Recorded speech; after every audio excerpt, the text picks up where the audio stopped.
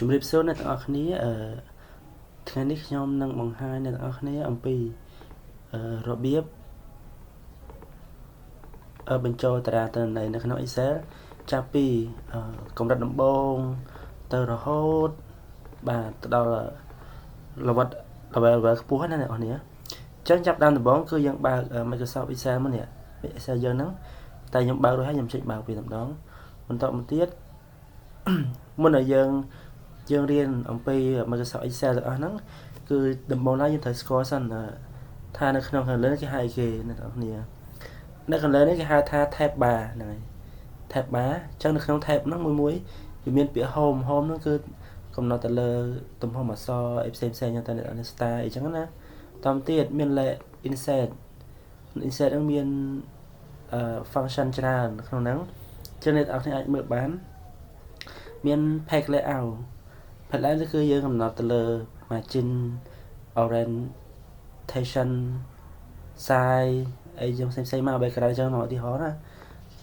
formula ទៅទៅនឹងរូបមន្ត data នោះគឺតើតើនឹងការបញ្ចូលទិន្នន័យផ្សេងៗហ្នឹងមក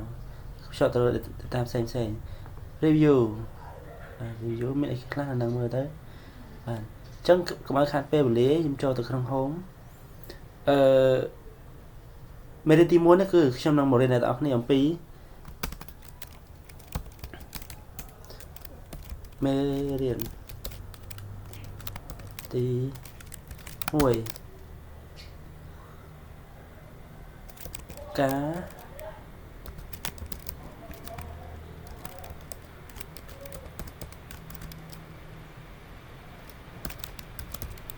របញ្ចូលទិន្នន័យ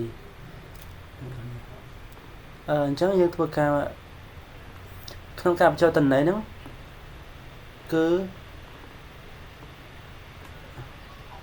ខ្ញុំដាក់អក្សរសិន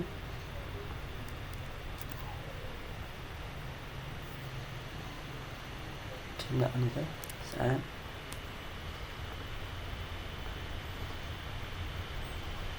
ខ្ញុំទីវាធំតិចមក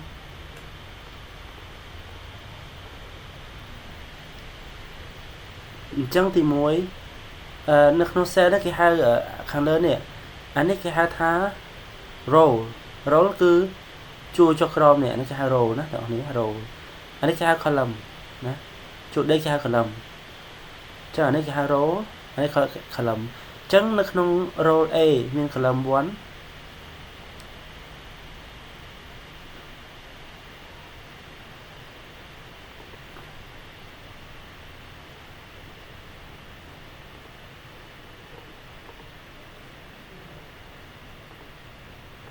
នេះគេហៅ column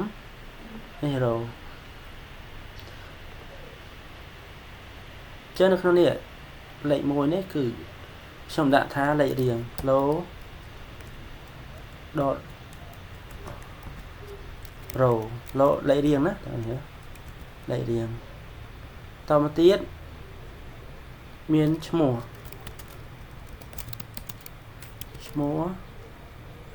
មានទៀតមាន page ដើម្បីយើងទៅមុខបានអស់នេះយើងចុច tab ណាអ្នកនាងឧទាហរណ៍ថាយើងចុចទៅមុខចឹងយើងទៅសេះហើយយើងចុចទៅយើងចុច tab មួយទៅវាលុតឲ្យហើយចាំមាន page ហើយមានទីកន្លែងកំណើតទី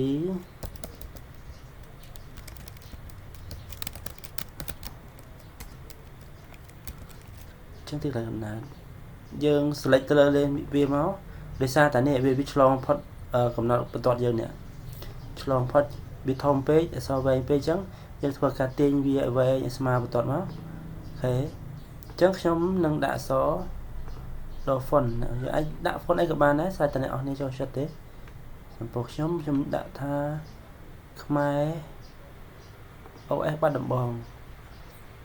ដើម្បីឲ្យអក្សរទាំងអស់នេះវានៅកណ្ដាលវានៅចំកណ្ដាលcolumn របស់យើងណាចំកណ្ដាល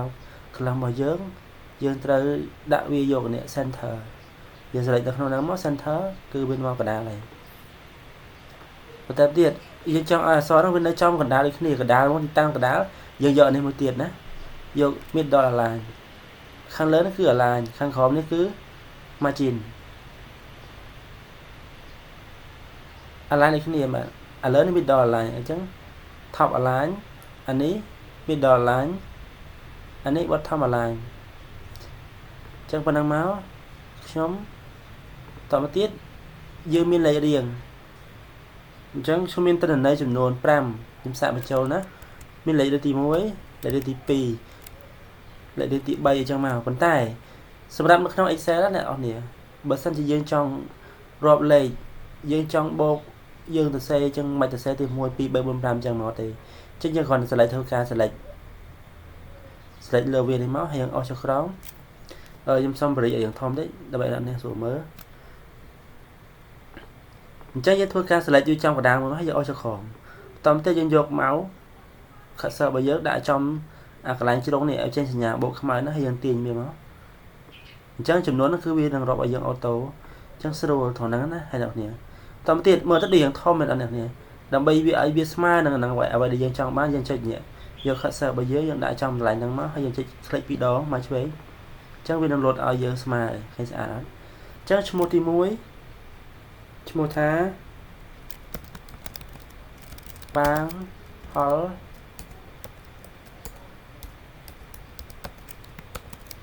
ប៉ាងផលីតទៅខ្ញុំចុច tab 1page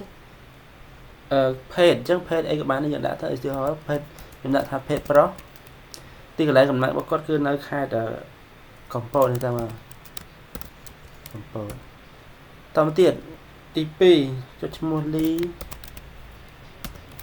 យើងសៃ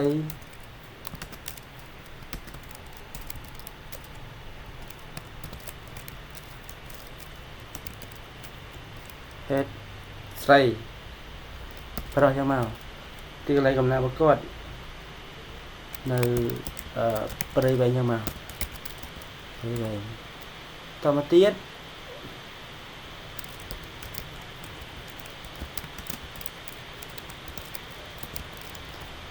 ស្រី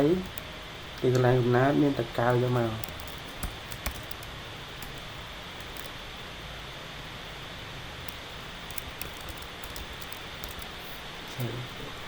ចឹងនេះគឺជារបៀបបញ្ចូលតំណែងនៅក្នុង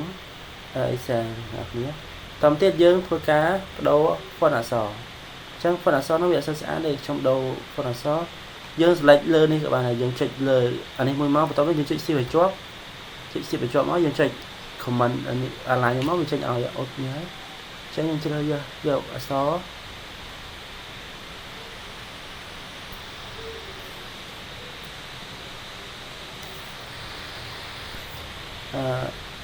ខ្ញុំដាក់នេះទៅស្អាតអញ្ចឹងខ្ញុំធ្វើការដូរដាក់ពណ៌អញ្ចឹងពណ៌នេះគឺខ្ញុំយកខាងលើនេះខាងលើខ្ញុំយកពណ៌រាងស្រាលបន្តិចមកដើម្បីស្អាតអញ្ចឹងដើម្បីដាក់ពណ៌បានយើងធ្វើការយកនេះមកសម្រាប់នេះអញ្ចឹងស្អាតណាស់បាទគិតថាស្អាតហើយតមកទៀតអាកន្លែងទិន្នន័យនេះវាវែងជ្រុលទៅអត់អញ្ចឹងដើម្បីឲ្យវែងជ្រុលយើងត្រូវកំណត់វាស្មើនឹងមកអូខេចឹងយើងបានតារាងទិន្នន័យមួយនេះបន្តមកទៀតយើងដាក់ដើម្បីដាក់ធ្វើបង្កើតបានតារាងមួយយើងត្រូវដាក់ border យើង select នៅលើនេះ click យ៉ាងមកតទៅទៀតយើងយកថា all border បាទហ្នឹងនេះគឺជាមេរៀនទី1ក្នុងការបញ្ចូលទិន្នន័យអញ្ចឹងគ្រាន់តែមេរៀននេះគឺគ្រាន់តែប្រាប់អ្នកទាំងអស់គ្នាអំពីការបញ្ចូលទិន្នន័យហ្នឹងគឺយើងចុចអីគេខ្លះដើម្បីទៅមុខទៅក្រោយអញ្ចឹងណាបាទមេរៀនបន្តទៀតគឺ